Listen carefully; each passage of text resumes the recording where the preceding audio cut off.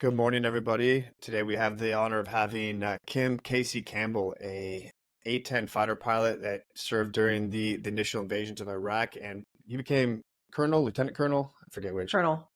Well, thank you so much for being on the show. You had an amazing career. You have some fantastic stories. I'm sure you're going to share with us. But the one thing I always love hearing from pilots, especially within the Air Force, because you guys have a little bit of a Sure unique. knows what this is doing. Yep. I do. Is what is the story behind the call sign? Obviously, it's your initials, KC, but I know with most Air Force pilots, there's some kind of hidden meaning, acronym, or something associated with it. Yeah, there always is. So fighter pilots have a rule. Stories only have to be about 10% true. So it makes it a lot more fun. So a call sign is a rite of passage. I mean, it's for at least for A-10 pilots, we get our call signs once we are deemed combat mission ready. So you've been to the squadron, you've been checked out, and now they're willing to deploy with you. And so there's a celebration, usually in the bar on a Friday night, and all the new pilots will get named. And you're not actually in the room when they talk about you, which is totally uncomfortable because you never know what kind of stories are being told. And you're out of the room, and then they bring you back in and they say your new call sign is, and there's cheers and yelling and everything. And I remember walking back in and they're like, your new call sign is KC. And I'm like, well, that is totally lame because those are my initials. I didn't say that out loud because that would not go over well as a new A-10 pilot. But I kind of just, laughed and said, okay, great. And then they said it stands for killer chick. And I was like, all right, now that's a call sign I can live with. So as one of the only female pilot in the squadron at the time, it seemed fitting in an attack squadron that killer chick was the call sign.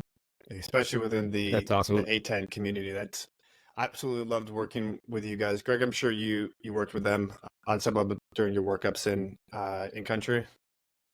Yeah, I think we did. Yeah, the stuff that you guys did was absolutely phenomenal. I didn't get to work with you guys in country at all, but I did a bunch of workups and cast evolutions with you guys, and you were always the most fun. I actually got to visit the I think you guys called it the Warthog, or not, the Pigpen or something like that, out in Vegas. For your guys, yeah, your at guys' weapons school. Mm-hmm. I spent plenty of time at Nellis. I was at the 422, which is a test squadron. So we spent time upgrading the A-10A to the A-10C, all the latest and greatest technology. But we spent a lot of time with weapons school. My husband was actually at the weapons school when I was at the test squadron. So great camaraderie and community. And we train all the JTACs, and just awesome place to be because of very high level of performance. Yeah, the coolest part about that bar, other than or the ready room, was, aside from all the memorabilia and pictures around the walls, is they have I guess you can call it a chandelier, if you will. They have one of the barrels, it's like 8 feet long, with a piping system of multiple bottles of, I think, Jack Daniels, that run through the barrel, and you get a shot out through the other end. It's like, that is the most epic way to celebrate. All the chandeliers are Jack Daniels bottles, and then the gun barrel from the 30 millimeter is your dispenser system. So just to put all of this to shame. Yes, it definitely did. And so you were early on in females being allowed into the combat space, especially within aircraft, because you graduated from the Air Force Academy in 97, I believe. Yeah, 97, and the pipeline for women for fighters opened up in 1993. So there were a few women that had come before me, but still very few. And I was the only woman in most of my squadrons for quite some time. So just it takes time. I mean, I think when I graduated pilot training, there were 35 female fighter pilots in the Air Force out of about 3,500. Today, I think we're at like 130. So the numbers still aren't very large. So small numbers. But, despite the pressure that I put on myself to be good at what I was doing, because I knew that people were watching, the guys in my squadron were my brothers. Like, I knew many of them from my time at the Air Force Academy. So walking in, I at least knew some of them in advance, but I think it was all about proving that I was credible and capable in the airplane. I mean, the jet doesn't know the difference. The guys in my squadron really didn't care either once they figured out that I could perform in the airplane. That was really the biggest thing. And then we deployed to combat. We went to Afghanistan in 2002, Iraq 2003, and like the conversation was over at that point. I'd proved myself not just in training, but also in combat. When did you figure out that you wanted to be a fighter pilot? I actually decided when I was 10, which, 10 for me was 1986. Women weren't allowed to be fighter pilots. But for me, I had watched the launch of the Space Shuttle Challenger. And despite the fact that that ended in really a tragedy, there was something for me that I was like, those astronauts died doing something that they believed in, something that was big and important, like not to mention the flying looks really cool. So that's something that I want to go do and talk to my parents. My dad had gone to the Air Force Academy, been in the Air Force, and he said, well, a lot of those astronauts were pilots. You might consider going to the academy and becoming a pilot. So I was like, all right, that's what I'm going to do. And my poor dad, I think he had no idea that I was actually going to commit to it. Like, my dad went to the academy. There are no women there. I think once I was actually committed and he believed that I was committed, I think there was part of him that it was like, what did I just set my little girl up to do? She called my bluff. Yep. And then he was like, well, if you want to do this, then you're going to do it right. And, my dad instilled in me at a very young age that if you want something, you got to put in the work. So I had run like track and cross country, played soccer in school, and upper body strength was just not a strong point. And so obviously I got to be able to do push-ups and pull-ups. So he installed a pull-up bar in the bathroom every time in and out, had to do pull-ups, and paid off because by the time I got to the academy, I could max the fitness test. But that was courtesy of my dad saying, all right, if you're going to do it, you're going to do it right. Our old ops chief at Team 7 had that to go into his office. I think it was largely to limit the number of people going in and out asking him questions. Yeah. They had a pull-up bar. It's like 10 pull-ups to come in and ask me a question. So yeah, you had to earn it, but you see drastic improvement. If every time you have to go into a room, you do pull-ups, man, I'm getting really good at these. Weird. If you work on something, you get better at it. Yeah. And then to show up at the academy and being able to max the fitness test, it was like during basic training and going through, we had something called the assault course. You go through that, and for whatever reason, they'd ask your fitness score. And if you got a high score, they kind of left you alone. You get the low score, they're going to ride you. So it paid off in many ways. And did you know you wanted to be an A-10 pilot? No, I knew I wanted to go fly fighters. I didn't know what type of aircraft I wanted to fly until really I got to pilot training. And then, I realized that the formation flying, as cool as it just wasn't my thing. When I flew the low level missions, I was like, I can get on board with this. This is fun. This is awesome. And then really it came down to the mission. For me, when, talking to other pilots and talking to other A-10 pilots, and they're like, look, our primary role is we support troops on the ground. That's it. That's our bread and butter. That's what we do. That's what we focus on. And it just seemed to me like that was a mission that I could get behind. That to me was important. It felt like a very strong purpose, and this was pre 9/11. And so there are a lot of people that were like, you want to fly the A-10? I mean, what about some sleek, sexy fighter? I was like, well, I like the mission. I love the airplane. And honestly, I absolutely love the A-10. Such a great choice of an airplane for many, many reasons. But that mission for me was really the turning point in my decision. This is a quick aside. What's your take on Top Gun 2? Well, it's a great movie. Honestly, I enjoy watching it. Some of the flying scenes you just got to laugh at. It's fine. Yeah. But it's entertainment. But what I actually like about Top Gun 2 that I think is fairly accurate is like the camaraderie of the team and the different personalities and how they play off of each other. Certainly I love having Phoenix in there, having the chick fighter pilot who's very competent and capable, just some of the banter that goes back and forth. That really brought me right back to being in an A-10 squadron. Nice. Yeah, I love it. I think it's one of the it was probably the most difficult movie to remake just because Top Gun is like it's such a great film, but they did a pretty good job. Give it to them. I agree. It's hard. Now I'm like, oh, which one do I like better? But I think I always got to go back to the original. Yeah. The original just makes it nice. But what was really cool about this one was that they didn't use a bunch of CGI. It was actually them getting in the cockpit and suffering through those maneuvers. Yep. Got to feel the G-forces. With the A-10, is there, I know that you guys fly a whole lot slower than the typical fighter jet, but I mean, you guys are still banking pretty hard. What's Yeah. the typical, I guess you could environment that you guys are experiencing? Are you pulling about the same number of G's? We are. It's different though. For us, we have a rapid G onset. Oh, when we're pulling G's, if you think about it, like screaming at the ground, even if we're slower than all the other fighters, when you're going 300 to 400 knots, aiming at the ground to shoot, and then we immediately pull up to get away from the ground. That's our rapid onset of Gs. For us, it's about 7 Gs. Compared to the other fighters, they're talking 9 Gs, and they're doing that in a sustained circle, in the air to air fight. We do that. We do air to air for training. It's, it's ideally in combat. We're not in that position. Ideally, our brothers and sisters take care of that for us. But that's where we experience the most G's, or turning tight over a target area, trying to find the enemy location, target location, turning tight, things like that. That's where we'll pull the G's. But it's not, I think, not as consistent as many of the other fighters out there. What was that like getting used to? I think you just get used to it over time. You learn that it's, we start out in the trainer aircraft, your body builds up over time. You kind of get more used to it. You know how to do it. You know how to respond to it. The other key thing is you got to take care of your body. Like being dehydrated, I mean, it drastically reduces your G tolerance. So, working out, staying in shape, all of those things, like you can feel it when you've taken a break. It certainly takes its toll.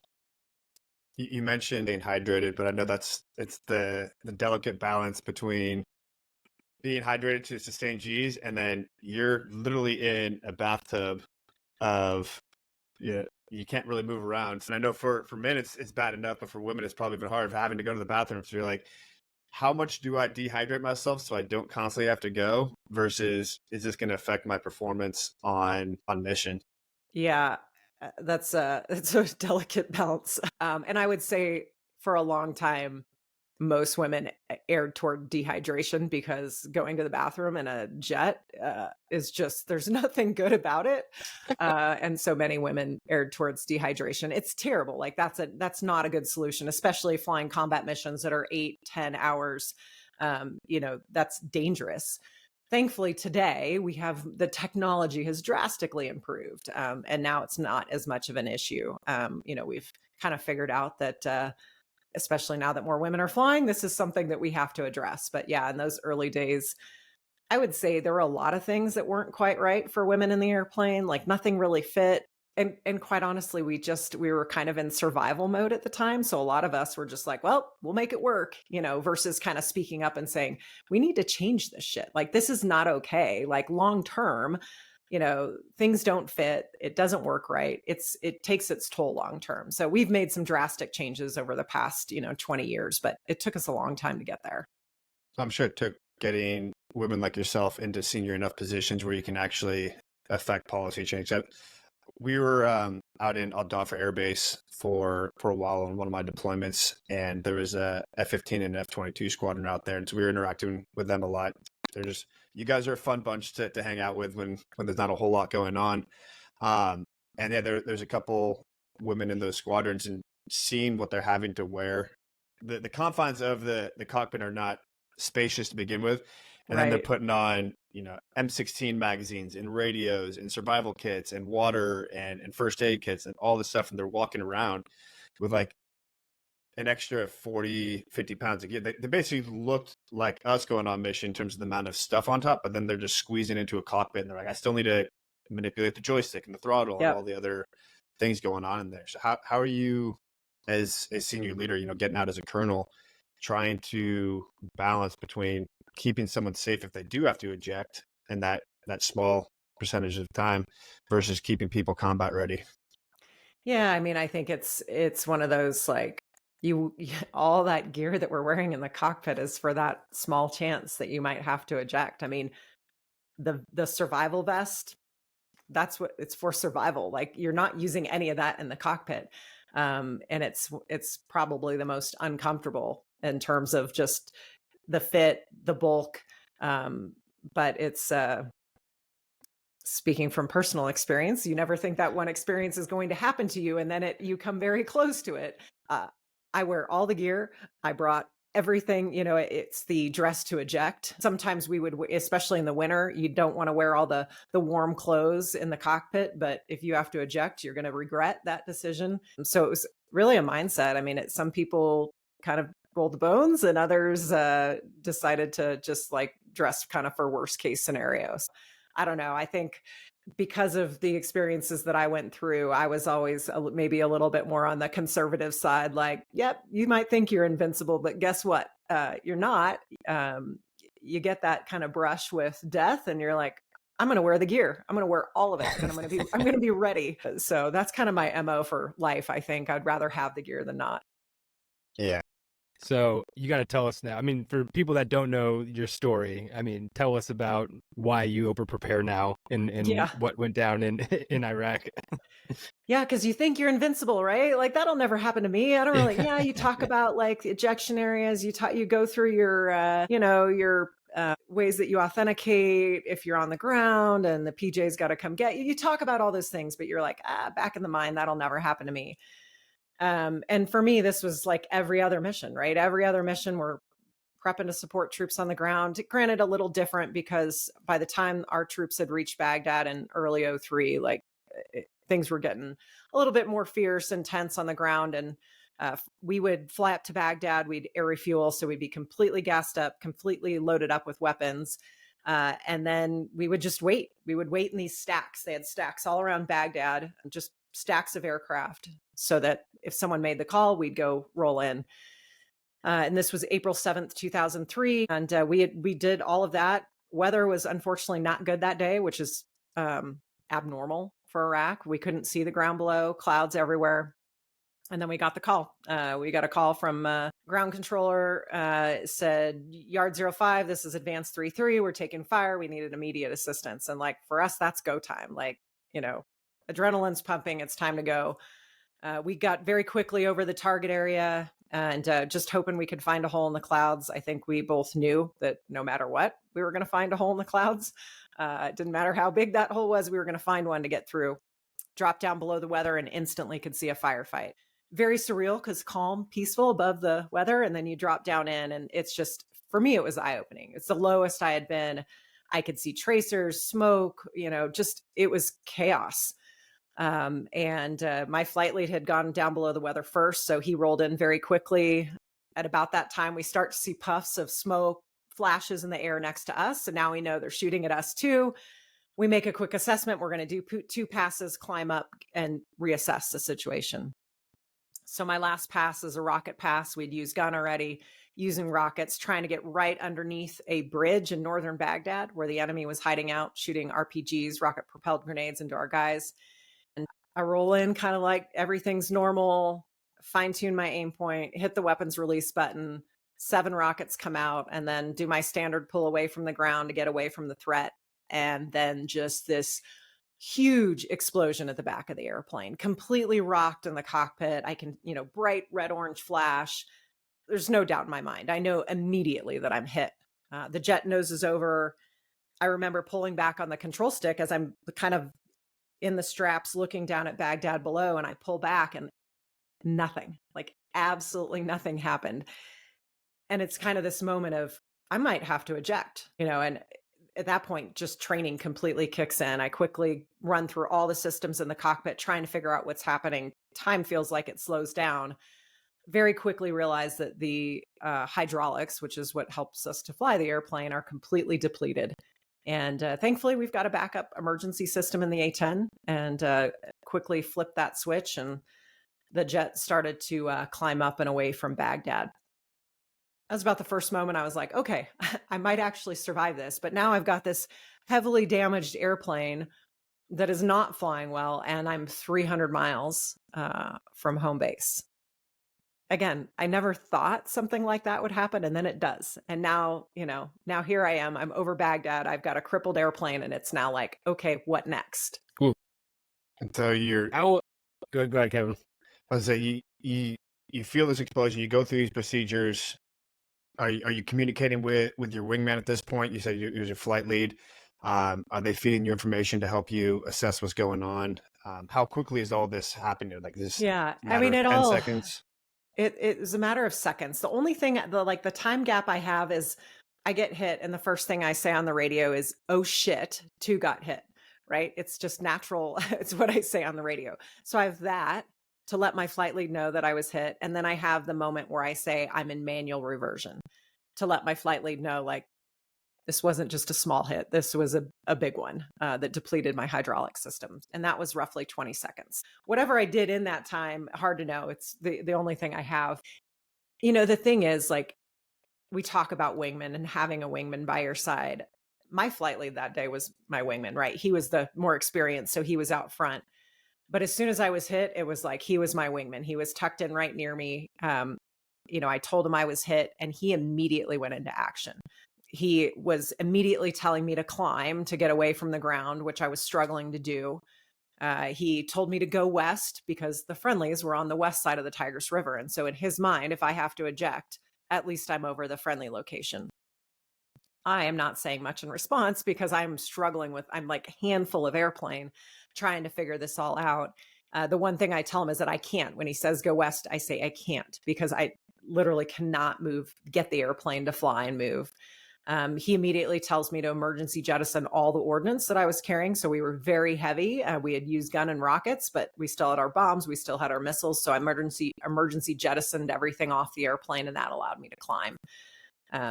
But I think back to that moment of being a good wingman and being by someone's side. Like, he was absolutely it. There's this, like, the adrenaline's pumping. I'm totally focused on what's going on in the airplane, but he's got the bigger picture. He's got the situational awareness that I don't. So he was absolutely critical in that moment. At what point were you like, okay, I'm good? About an hour and a half later. Yeah. It was, so I survived the initial impact, and now I've got this heavily damaged airplane that is not flying well, that is incredibly heavy and difficult to fly. They're still shooting at us, by the way. We're trying to get above the weather to get out of Baghdad. We tell our ground controller that my flight lead said my number 2 man's hit, and the poor ground controller, I think, he's just like shocked, and he's like, good luck, just, I don't think he knew what to say. And I will tell you, I felt a little bit better once I got above the weather. Because to me, they were watching us. And I know they have radar, they could potentially, but I think at that point in the war, they were probably watching. They could see us underneath this cloud deck. So I did feel a little bit of relief when I got above the weather. But then the reality hit of, like, I now have to make a decision. Now I have to figure out what I'm going to do with this airplane. Manual reversion is something, it's this backup system. It's like cranks and cables that allow us to fly the airplane in this old school. It's kind of like old school flying. No hydraulics, just cranks, cables working off the control surfaces of the airplane. And we train in that system once during our initial training just to get a feel for how the airplane will respond. But we never train to land the airplane. It's too dangerous. And so we talk about, if we are in manual reversion, that we will eject. But it's a choice. And I had an hour to think about this decision, making my trip home. I felt like that decision was had the potential to be the difference between life and death. Like, I could choose the wrong thing and die. Like, it was just this no-win situation. Ejecting didn't feel great, certainly not over enemy territory. But even over friendly territory, for me at a lower weight, there was increased risk of flailing injuries. So, there was that on my mind.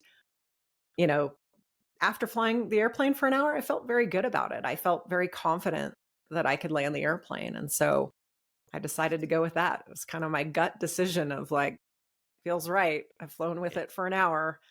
I'm going to give this a shot, knowing that I could still eject at the last second as I came in to land the airplane. Probably the hardest decision I've ever had to make. And so you're doing the 300 miles back from this incident, constant communication with your wingman, constant communication with the base of what's coming their way. Yeah. What type of stuff are you doing to stress test the aircraft to make sure that you're not going to have a last minute issue? You have some time. You mentioned about an hour flight home. How much are you testing things, or how much are you let's just get as close to home as we can so that we're not putting the aircraft in any more risk? Yeah, we didn't do much until we got back into Kuwait. It was just We did a lot of going through all the emergency checklists, trying to understand what was wrong with the airplane. At this point, my flight lead had pulled up, just kind of tucked in next to me to do a battle damage check, which is just a look over of the airplane. And, I couldn't see any of the damage. We have mirrors in our cockpit that, I tried to angle back and look, and I couldn't see any of the damage. So I remember him pulling up and he was like, well, Casey, you got hundreds of holes in your fuselage and tail section, and a hole about the size of a football in our back horizontal stabilizer back tail section. And I remember thinking, like, this does not sound good. My whole caution panel's got lights on it. I mean, there were just multiple problems with the airplane. So we went through all the emergency checklist multiple times, I think partially to keep my mind off like the what ifs. Still hard though, flying back for an hour, contemplating that you may not live, the what ifs of like, I'm still young, I'd still like to have kids. Like, those things like will weave their way in. And then it's like, nope, got to shut those out because that is not helpful. So I think that going through the checklist, kind of staying focused, staying on task was really good. And, we got back into friendly territory, which again, kind of that next feeling of relief of like, okay, at least I'm in friendly territory. Like, yes, bad things can still happen, but I feel pretty good about this. I knew all the rescue crews were ready for me. We did a controllability check then, which is where, now I'm trying to get the gear down, which normally come down with the hydraulics. So I don't have flaps. I don't have speed brakes. I don't have all the normal stuff we use, but thankfully we have a backup system to get the gear down. And I remember just watching these lights. We have 3 green lights to tell us the gear are down and locked. And I remember looking at them like, please come down. Like, please let me have 3 green lights. And thankfully, just slow process and seeing the lights come down and then just getting a feel for how the airplane would perform at the slower speed with gear down configured for landing. So that was about all we could do. I mean, really, you're not yanking and banking on this airplane. You're just small maneuvers because it's very heavy to fly. And is it like a hand crank you're winding the gear down with and controlling the aircraft, or is the joystick still functioning? You still use the stick to control the airplane. It's just heavy because now you're operating off the cranks and cables for our ailerons, which control like left and right. Now I'm operating off a small control surface. So everything's heavy. People talk about flying in manual reversion, like driving a dump truck or a semi truck without power steering. So it's just very heavy, quite honestly. So, there's the mental exhaustion that comes with coming home, but there's also the physical exhaustion of trying to fly this airplane. And thankfully, I had heard stories from guys that flew during Desert Storm. And they talked about flying in manual reversion and that they would use like both hands on the stick, trade off so that when it came time for landing, they could land normally. So, I had that in the back of my mind. The gear itself, the way it operates is it's like a hand pull. You pull it out and then you just wait because our gear in the A10, if you look, they kind of stick out and in the front. And so through, in flight, you've got the air pushing on the gear. So they slowly come forward once you release the uplocks. Getting technical here. I'm trying to make it understandable. Bottom line, it takes a long time for those gear to come down. But the jet worked exactly as advertised, exactly like it was supposed to. And so huge shout out to like the guys that designed this airplane, those who built it, maintained it. I mean, my crew chiefs, they made sure that airplane could fly, no matter what, which was pretty dang awesome. I'm sure you're thinking that whole time, thank you, Dad, for making me do pull-ups. I know. Yeah, there was a lot of prayer going on the way back. As I came in for that final approach, I listened to the audio a couple months ago. I don't know what made me go listen again. And I remember my flight lead saying, "Is this still what you want to do?" And I don't remember that moment from 20 years ago. But I was like, I wonder what I'm going to say. And I was so confident. I was like, yep, I'm going to land the airplane. Like I was like, it's even for me, it's like, I look back, I'm like, how was I so confident in that moment that I was going to land this airplane? But, I just remember coming in and, it's kind of now or never, right? I got to land the airplane. And I came in at about 60 feet above the ground. You get into this ground effect and the airplane just started this quick roll to the left. And I remember like my heart skipped a beat. Like I thought potentially I'm going to, it's going to flip over and I'm going to crash. And, it's just, do I have time to eject? Is my airplane going to crash? What's going on? And I just, quickly yanked the stick back, and thankfully the airplane leveled out. And then 30 feet, and it's that one last, like, just please let me make it. Like, I am so close now. And then 10 feet, so close, just like hold it steady, just keep it there. And then feeling that main gear and the nose gear hit the ground, it was such a tremendous feeling of relief. And relief is not even there's got to be a better word, but it was like utter relief of like survival, of like hit the ground, got the airplane on the ground. And it was like, okay, now I got to get it stopped because I don't have normal brakes either. So now I got to use our alternate braking system, hope that works, keep the airplane on the runway because I don't have steering, and then finally bringing that airplane to a stop and jumping out to see the damage. I remember there were all these Marine firefighters were standing there, and they're kind of looking at me, looking at the airplane like, holy shit, like just, and I walk back to the back of the jet, and the whole thing is just, it's dripping with hydraulic fluid. It's charred because at some point there was a fire, like there's holes everywhere. It kind of surprised me, like that it could take that amount of damage and still keep flying. I mean, true testament to the A-10. So at That's what awesome. point Do you still have pictures of that? I do. Yeah. It was 2003. So like digital cameras were just a thing. So they're terrible quality pictures, but I do have some pretty awesome pictures of the damage to the airplane. And at what point did you just have that decompression, like your body is finally able to relax, and you have that adrenaline drop, you have the handshakes, you have the exhaustion? Because I'm sure immediately after they want to debrief, everyone's trying to talk with you, everyone's trying to figure out what's going on. How long after were you finally able to just like sit in a room by yourself and just reflect on what happened? It was like, I think it was that night. I mean, I feel like, this mission happened in the morning. We debriefed, kind of an initial debrief. We went to the chow hall, like, of course, everybody's talking, everybody's kind of staring at me. I mean, I was one of 3 female fighter pilots on the base. So it was already like, I already stood out. Now, like everybody's talking about what had happened, and it's still a little bit surreal to me at this point. We debriefed a little bit more, debrief with intel, talked to a ton of people, and then finally kind of back. I think we went and watched a movie in the like pilot town. There's a drawing a blank on the name, but we would sit there and watch movies, and it was kind of like our chill spot. I remember watching the movie. I don't think I paid any attention, but there's still a ton of people around. And then that night, just kind of the reality of what had happened kind of set in, of like, the realization that maybe you're not invincible. Like I think you go into combat, you have an idea of what it's going to be like, and then it's not, and it puts it into perspective a little bit more. One of my mentors before I left to go to combat, he's another A-10 pilot. He said, hey, just take a journal and jot it down. He goes, you'll love the memories afterwards. But journaling that night, like writing it all down. And by journaling, I mean, I just wrote about the mission.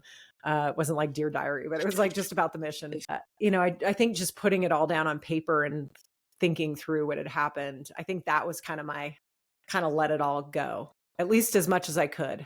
I think there were a lot of things that I realized that I couldn't deal with then, that I needed to talk to my husband about later, that I compartmentalized and tucked away so that I didn't have to think about it and could just go continue flying missions.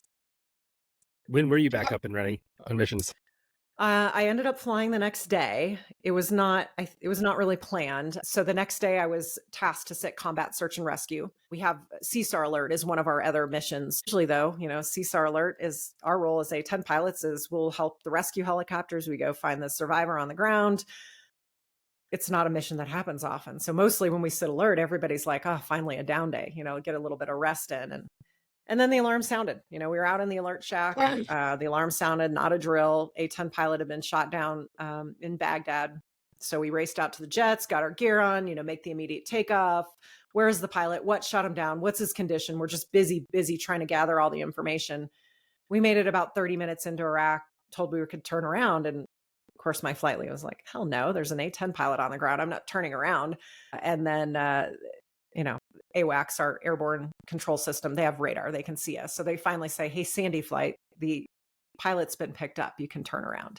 So by some miracle, he got picked up by friendly ground forces that saw him eject. But I think in that moment, for me, I knew those guys were there for me the day before. Like I was going to do everything I could to be there for him. I didn't really have time to think about that I was going right back to the same location where I had almost been shot down. I think it's the idea that, you got brothers on the ground, you're going to do everything to get them, and everything else kind of fades away. Yeah. So for the listeners who heard that she mentioned Sandy, Sandy is a emergency situation. If there's a missing U.S. personnel on the ground, the A-10s automatically take the lead. We can be, as a SEAL platoon, we deal with this a lot, and we're working with our JTACs. We have control on the ground until a Sandy situation is called, in which case A-10s take over because you guys have the best eyes. You train for this, but it's like a all hands on deck. We're finding this individual. It stands to the testament of the American military philosophy that no one's going to get left behind. So if there's ever a situation where, whether it's an isolated service member from the ground, if it's a air personnel that got shot down, whatever it is, we're going to basically deviate all assets over to it to find this person. So super stressful, but very exciting mission sets when those happen. But you mentioned that this was the next day in pretty much the same area. What type of briefings were you guys getting in terms of the anti-aircraft situation on the ground? Like, are these just RPGs getting sent up and they happen to get lucky? Are these SAM, seeking? These are full up surface to air missiles. So despite the fact that at this point things are kind of crumbling in Baghdad, they still have a pretty significant surface to air system. Granted, we took out a lot of the big surface to air missiles that are the highly, they're all dangerous. So I don't know, the ones that are worse than the others, they're all not great. But there were a lot of surface to air missiles still left. At that point, a lot of them were operating optically. So they're, looking up, seeing and shooting, but all of the shoulder launched missiles are out there. You name it. There's kind of we got the lowdown. We knew it was potentially there. We had radar warning systems set up in place. If it wasn't a troops in contact situation, we wouldn't have been down that low, but when the guys on the ground need our help, we're going to go in despite some of those SAMs. And if we can, we'll have other assets that will help us out. Sometimes you don't. And it was our decision to go in, do 2 passes and reassess. And in hindsight, maybe 1 pass too many, but when the guys on the ground are screaming for fire, we tend not to limit ourselves. It's just, we're going to do everything we can. So that does mean that you take some risks that maybe you wouldn't in other situations. What's it like taking over a new aircraft? So if I were to take over a new weapon, I'd have to go re-zero it and do all these maintenance checks on it. I'm sure, is it similar in an aircraft, or is it pretty like you just like plug and play, kind of like a car, you hop in and you're ready to go? You kind of hop in and you're ready to go. So we bore sight all of our jets before we go across the pond, before we deploy. They're all bore sighted. Theoretically, they stay that way.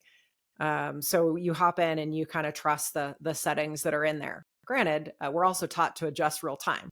So if you're pointing at the target and you're missing, then you adjust. You real time adjust, but you can also adjust the system as well so that the next pilot doesn't have to deal with that. And it's very obvious in our airplane. Our gun is very precise.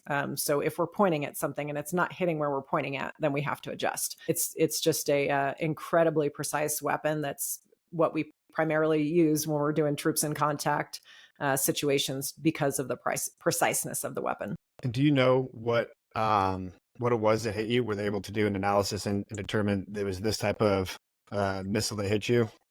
No, unfortunately. I mean, I would have loved to have known. There was a lot of shrapnel, a decent amount of shrapnel in the airplane that we handed over to Intel. We could identify some of the pieces. There was a couple screws in there that made it a little bit more obvious, at least of who made the missile. But the intelligence team that was set to come out to do the full exploitation was actually not allowed to come into theater because there was a rule at the time that unless you were boots on the ground, because there was there was just limited spots, that they weren't going to bring them in. So we never found out specifically what it was. We knew it was a surface to air missile that impacted the tail and then sent shrapnel into the fuselage and tail section. So we don't know. We have a decent idea based on the intelligence teams that were just there in theater, but these experts that do that stuff for a living were not allowed to come into theater. Gotcha. And was this aircraft ever fixed up and flown again? I remember reading about a statistician from World War II. They're doing all these impact analysis of where the aircraft were getting hit, and they're reinforcing those spots. And this guy came in and was like, no, actually, if these aircraft are coming back, we don't need to worry about reinforcing all the spots where the holes are. We need to reinforce the areas where they're not, because that means those aircraft aren't coming back.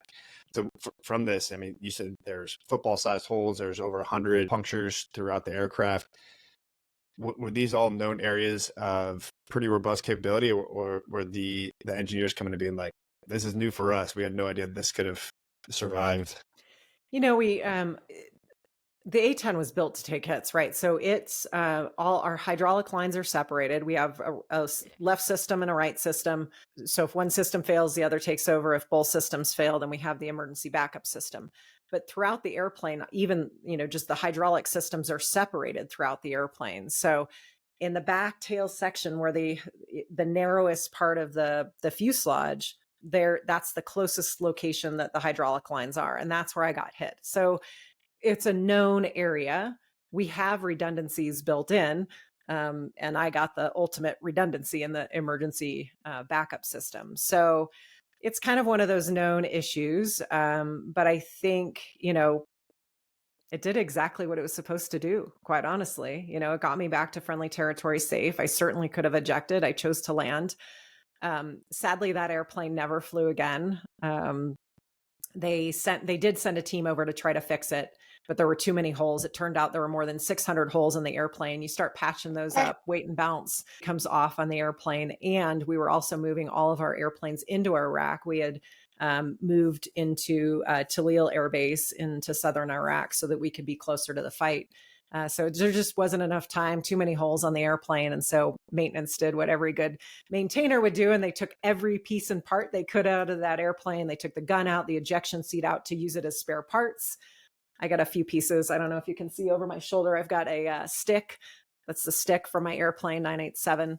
And a few of the pieces they sadly chopped up the airplane in parts and sent it home in crates. It lived in the boneyard for a little bit in Tucson, and then it moved to Northrop Grumman, did some stress testing that you talk about on the airplane. And then a lot of the damaged pieces ended up in various museums around the country. So every now and then I'll hear from somebody and say they saw a piece and part. The airplane, the actual core of the airplane itself, they patched up, made it look nice and new, and now it's on display at Seymour Johnson Air Force Base. And I have not seen it in person. I've only seen pictures. And then a few of the damaged pieces, I had a piece of the tail section for 20 years. I kept it in my office. And once I retired, figured it needed a better home. And the Smithsonian asked if they could have it.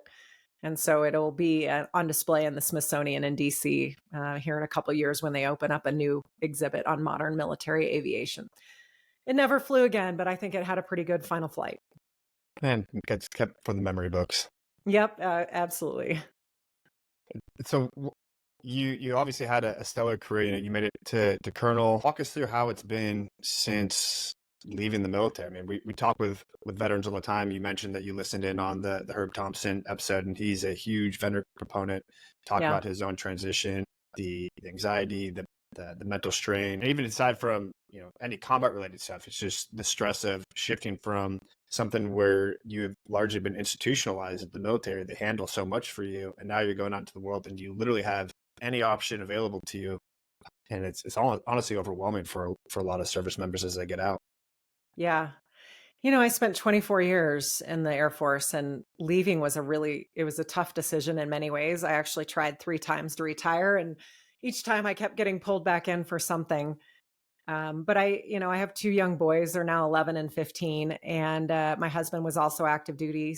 At the time, there was a period of time where he was a wing commander responsible for the entire base. I was a group commander, traveling throughout South America, Central America, and the Caribbean. We've got 2 kids. Like it was a lot. And we hit the point where we had to make a choice about our family or staying in. We chose our family.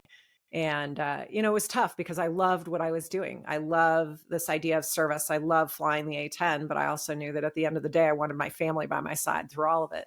And, leaving is hard because you do something for so long, it's your passion, it's your purpose, you have this mission, and you're surrounded by an incredible team. I mean, there's nothing better than a fighter squadron, in my view, like my personal experience, right?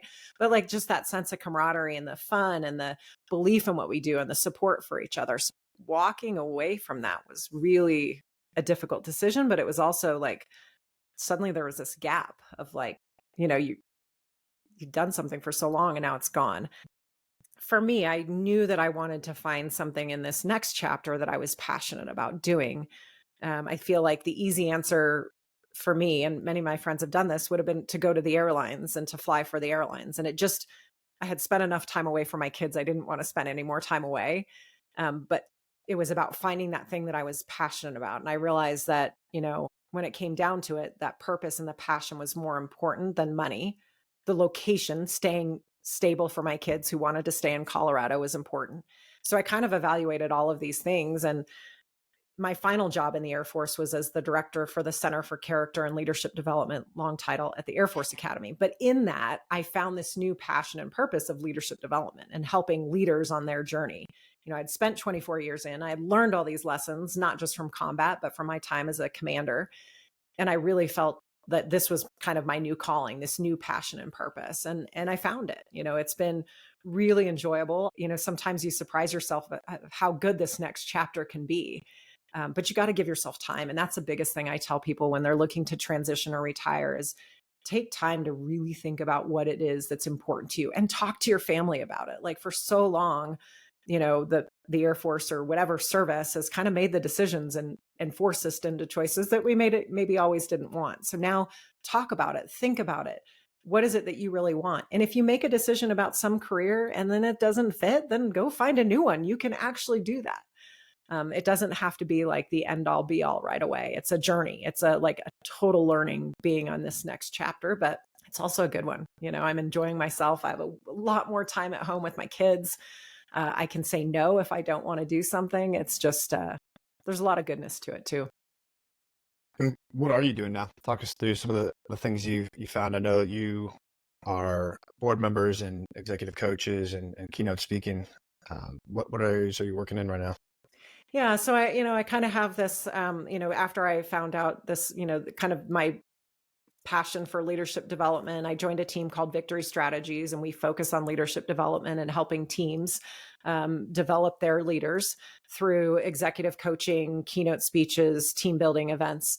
And through that, I also found this incredible team, that it's not the same as being in a fighter squadron, but I have an incredible team of people that we support each other, we encourage each other, we kind of push each other to be at our best. And so that, I found that happiness in doing that. I wrote a book, which I never thought I would do. The author was not on the list of things that I thought that would follow my path. But writing a book about, my experiences, some lessons that I learned the hard way through some failures and mistakes along the way, some challenges. It's the whole idea of really sharing our stories to help others on their journey. And I think it's incredibly important because veterans have incredible stories from their experiences, and we often don't want to share them. But somebody one day told me, it's not about you. And it was like this little bit of a mind shift for me. Like, you're right. It's not about us. It's about the people that we can share our stories with to help them on their journey. So that's been a fun thing. And then also, I joined the board for the Special Operators Transition Foundation. I feel like I spent my entire career supporting troops on the ground. This was another way to do that in a different capacity. So the Special Operators Transition Foundation helps transitioning operators in their next successful career. So it's focused on the business and corporate space, but we're really fine-tuned on those operators with 10 to 20 years of experience, helping them transition with executive coaching, some corporate connections to help them find their next job. And if it's not the next one, then the next one. It really is a partnership and a relationship with our operators. I mean, I think that when we transition, it's hard. And so if we can help people in that transition, whether it's through mentoring or coaching or whatever it is, we help mindset, we help that stress of transition, we help the mental toughness of transition by giving people opportunities and ideas and helping them on that path, because it's a hard path. It is a hard path. Yeah. It's something that, it takes time It's new, it's outside of our comfort zone. So the more we can help veterans transition, I think the better off we'll be. And tell us a little bit about the book. Flying in the Face of Fear, very, very apt name given the experience that you talked about earlier, but also being one of only a few female pilots in the service, especially within your squadrons, talking about working your way through the ranks of the Air Force, flying combat missions in Iraq. And you mentioned going to Afghanistan as well, Yeah. or not dispelling, but now leadership experiences that you shared. Yeah, that part of the reason I wrote the book is that flight over Baghdad on the way home. I remembered the stories of guys that had come before me. They were stories that were either told in the bar on a Friday night, but there was also a book called Warthog that talked about Desert Storm and the pilots and that they flew it, and it talked about the stories. It talked about some pilots that had to fly in manual reversion. It talked about the stories of the pilots that didn't make it, but it talked about the lessons from those missions as well. And I realize how valuable it is to share our stories, even if they expose mistakes or weaknesses, even if it makes us feel incredibly vulnerable. Sharing those stories helped me on my journey. And so that was part of the reason to write the book, was to share those stories with others. The title, Flying in the Face of Fear, I got a little bit of kickback here and there, like, people don't want to talk about fear. I'm like, that's exactly why we should talk about it, because I realized throughout my career, there were so many times where I felt fear about what I was going to do. It doesn't have to be flying a combat mission over Baghdad. It was fear of like walking up the ramp to start basic training. It was fear of walking into my fighter squadron on day one, knowing I was the only woman pilot. It was the fear and doubt that comes with taking on a leadership role of like, am I going to be good enough? Am I going to meet expectations? Like, there's this side of fear that's real and it's there all the time. But it is about what we do in those moments. Like, can you take that next step? Can you take that leap of faith? Can you walk up that ramp? Like, whatever it is, it's about what you do. It's not about the fear that you feel. It's about doing things in the face of fear. And so that's the idea behind the book. It's lessons on leading with courage, ways that you can face hard things and do hard things in your life through a story-based format. I learn better with stories. I love the excitement of stories. And then you kind of weave those lessons in. It just makes it more fun. So incredibly rewarding process to write the book. Again, I never thought that it would be something I would do, but it was incredibly rewarding, especially just chatting with people and connecting with people about the feedback and how it's changed their life in many ways. Again, it's taking that leap of faith and putting yourself out there. I occasionally told my husband that I wouldn't have the courage to publish it, and he always just laughed, like, you got to take your own advice. That's true. And so with writing a book, we have a lot of veterans that we talk to that are considering writing a book. How did that process come about? Did someone suggest it? Did you work with a ghostwriter? Did you write it yourself? How did you put aside time to do this? Obviously, you have a ton going on between getting out of the military, working these other projects. You have a family. Yeah, it took me about 4 years, is the truth. I wrote it myself. I did it completely backwards in terms of like how someone will tell you to write a book. Like, I just started writing. I didn't have a vision in mind of where this book would go. I just started writing. And I started writing while I was on active duty. I was teaching at the Air Force Academy at the time in the Military and Strategic Studies Department. And one of the other instructors who had been a Green Beret went and got his PhD, sat in on one of my classes and said, you should put those stories in a book. And I kind of laughed him off. Like, I'm not an author. Like, what are you talking about? He's like, well, I wasn't an author either, but he's put out like 3 books.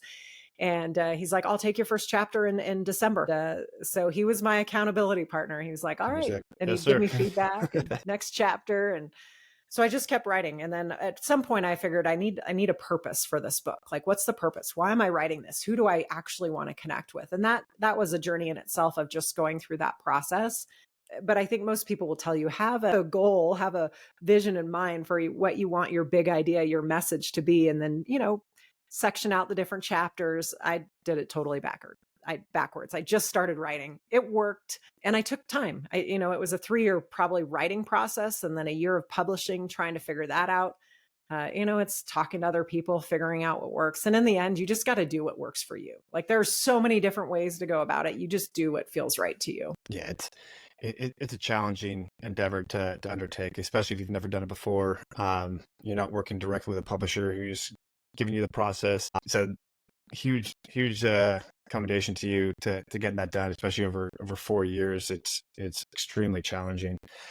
Yeah. And the other thing I would just say quickly is like, ask for help, like go find people that do this for a living. Like I ended up with, I hired a freelance developmental editor that, helped me with that, which was huge just to have somebody else look at it, especially for military, because we happen to speak in jargon. We use acronyms, we use things that aren't familiar to people. So to have somebody read it that doesn't know the military, to read through it and give feedback. I eventually got an agent and a publisher, and they provided more editors and more feedback. And honestly, I love the feedback process. Like getting a chapter back with all the red in it was like, it was exciting to me to kind of see what connected and resonated, where I needed to adjust. But it's a process. I know people that do it quickly. I don't know how they do it. For me, it just took a long time. So, it's got to be a passion project too. I never forced myself to write. It was always when I had ideas or thoughts. Are there plans for a second book? I don't know. It's so time consuming. And I've got these 2 boys who are very busy. Again, it's got to be a passion. I've got to have like a spark or an idea. And I've got a few ideas out there. I keep asking people like, what was your favorite chapter? What connected with you most? So if you're listening and if you read it and you have feedback, then please reach out. For sure. And so one thing we like to always close out the conversation with is asking the guests, the name of our show is Harder, Not Smarter. It's largely in regard to, there's some things in life that are just, they're challenging. There is no easy button. There is no life hack to get around it. We talk about it with the Q course or going through buds, there is no secret to doing it. You just need to do it. It sounds like you embodied that a lot of that at the beginning. You're just going to do pull-ups every time you walk into the room. You're going to work on these things that are your weaknesses. As you've left the military, what are some ways that you've challenged yourself, you continue to challenge yourself to keep that edge so you don't find yourself becoming complacent and just floating through life? Yeah. I'm a big believer of putting in the work. Flying was never easy for me. I never felt like a natural pilot. And so I was always working hard to be good at it. I used a technique in my early days of flying. Obviously, there's the preparation of putting in the work, studying, doing the research, seeking out lessons learned, but also practicing. And I used a concept called chair flying, which is where for us, we sit in a chair, we visualize the cockpit, we think through all the steps, we practice radio calls. But that visualization technique was absolutely critical. And then planning for contingencies. So not just planning for when everything goes right, but planning for when things go wrong too. Really thinking through not just what could happen, but what are you going to do? That framework I used in aviation, but I've also found it now when I'm doing something new, when I'm nervous, like when I feel that fear or doubt creeping in about something new, whether it's giving a keynote speech, having a tough conversation with my teenager, putting the book out there, things like that. I go through the same process. And I think it's just a reminder, like if we get too set in our ways and in our comfort zone, we're never really going to improve. And it is about taking that leap of faith. It is about, putting yourself out there, but it's also putting in the work. Like you've got to do the work. If you want to be good at what you do, you have to do the work. And I think that's incredibly important for our younger generation to acknowledge, but also for us throughout our life. Try something new, do something different, but put in the work. Well, thank you. That's a mic drop. Yeah. We can just end it right there. Close it off. Well, Cam, thank you so much for being on the show. You've been an absolute inspiration. The story you're telling was giving me chills as you were talking through. I was going to say, I literally got goosebumps when you were telling me that story. I was like, this is so badass. It's, it's been 20 years, 21 years, and it's, I can still see it all. I can picture it all. It's crazy how something could happen so long ago. But to remember some of the details, like the color of the Tigris River, just like details that are stuck in my memory over time is just, it's really fascinating how our mind works.